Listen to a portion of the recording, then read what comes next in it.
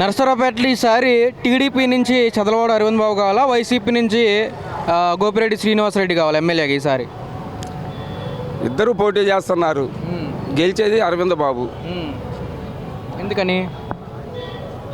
YCP పాలన మీద ప్రజలు విసుగు చెందారు కాబట్టి అరవింద్ బాబు గెలుస్తున్నాడు. అంటే స్టేట్ పాలన, ఇక్కడ నియోజకవర్గ పాలన? స్టేటు గెలుస్తుంది, నరసరావుపేట గెలుస్తుంది. నరసరావుపేట పార్లమెంటు సీటు గెలుస్తుంది. ఓకే, అందుకని అంటే కారణం ఏంటి? అంటే స్టేట్లో ఉన్నటువంటి కారణాలా, లేదంటే ఇక్కడ ఉన్న కారణాల వల్ల టీడీపీ గెలుస్తుందా?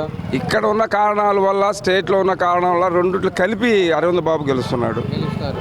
ఎన్ని ఓట్లు వస్తాయి ఈసారి గెలుపుకి? 5,000 నుంచి 15,000 మెజార్టీతో గెలుస్తున్నాడు. గెలుస్తారు పక్కానా? పక్కా.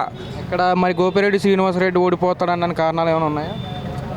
చంద్రబాబు నాయుడు చేసిన మంచి పనుల వల్లనే ఓడిపోతున్నాడు. ఇంకా ఆయన వ్యక్తిగత పనులు అంటావా, అది అతని మనం చెప్పేది కాదు.